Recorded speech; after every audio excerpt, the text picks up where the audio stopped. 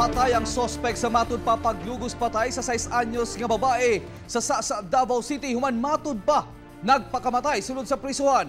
Atong sayran dugang detalye sa live report ni Jandy Esteban. Jandy. Yes, Real, apan sumala sa inahan sa sospek wala kini mituo nga nagpakamatay ang anak apan gibarugan sa pulis nga walay nahitabong foul play.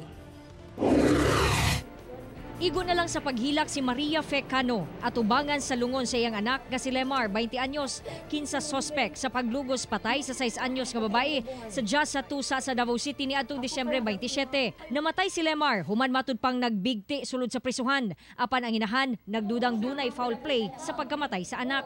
Tanaw na ko, ma'am, minterisan yun siya. Kay ka na, wag na maghikog, ma'am. Sabot ang pangayon na kustisya sa akong anak. Wala pa gani na human, ma'am. Wala pa nakusaran nga siyag yun. Anong yun, anak, man? Anak lang day ka sa yun. Kinabuhi sa akong anak, ma'am. Kaila ko nilimar. Base sa report sa pulis, Domingo sa kadlawon dihang giingong nagbigti ang sospek gamit ang PC sulod sa prisuhan sa Police Station. Sumala sa otoridad, naglusad sila og Greyhound operation atong tungura. Busa gipagawas sila tanang piniriso, gawas lang kang Lemar, gumikan gisugo kining manglimpyo sa selda. Mga 30 minutes na clear up na nato ang all detainees from any contrabands during pristine. Pagbalik ni P1 Guerrero, ato ang custodial officer, ginatawag niya si Limar. Wala naman nagatubag. Kung siya nagatubag, di iya kong gingnan. That is why I alerted the personnel nga na-adirate kung basig na inahitabo siya, considering nga naay kurtina ang detention facilities. So, giabrihan ang detention facilities, pag-abri, nagbitay na siya dito.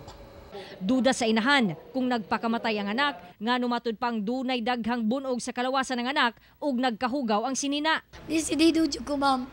Ay, bisigaran dyan ako ang akong anak kung unsa hinungdan nga nung naingunahan na siya. Ikumuto nga nagikog akong anak. Nabay bunog daw? Magani sa mga kuan. Maman sa gikuan ng picture. We are open for a fair and square investigation where in fact I am requesting the PNP Crime Laboratory to immediately conduct autopsy of the cadaver. Samtang sa bahin sa inahan sa biktima, nakurat siya sa itabo, apan di daw gihapon mabayran sa namatayng sospek ang kinabuhi sa iyang anak. Pero sa iyang gibuhat sa akong anak, hasta kapila na kipatay. Dili kabawi ang iyang kinabuhi. Dili pagyud.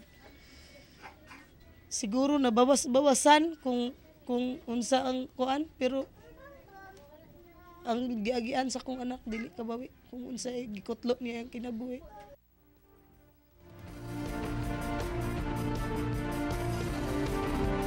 Real, ikaduhan na nino nga kaso nga dunay nagpakamatay nga suspect sulod sa prisuhan dinhi sa police station. Naghinumduman ni atong March sa nagkalabay tuig.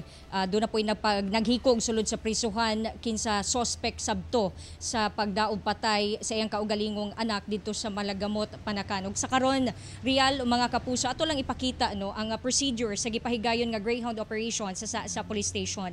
So dinhi gikan din gipagawas ang mga suspect, no, gikan diri sa ilahang selda ug isa-isa nga gikapkapan ug human ni ana Real gipa-isolate ang mga inmates, no, dinhi sa ilahang radio room. So sumala sa police, no, after nga ma-isolate sila din hintanan, gilimpyuhan pa didto sa sulod sa selda kay gi-check lagi sa atong kapulisan kung wala na bay mga contrabands sulod sa ilahang selda. Ug after nga clear na, no, doon na sila yung mga nakita nga mga contraband sa mga cellphones o mga kaha sa sigarilyo, ilahan ang gisugo ning it just happened matud pa sumala sa police nga ilahang gisugo si Lemar Cano, ang katong suspect sa rape slay, nga maglimpyo dinhi. So siya lang ang nabilin o pagkataod-taod gibalikan ni PO1 Guerrero ang jail custodian.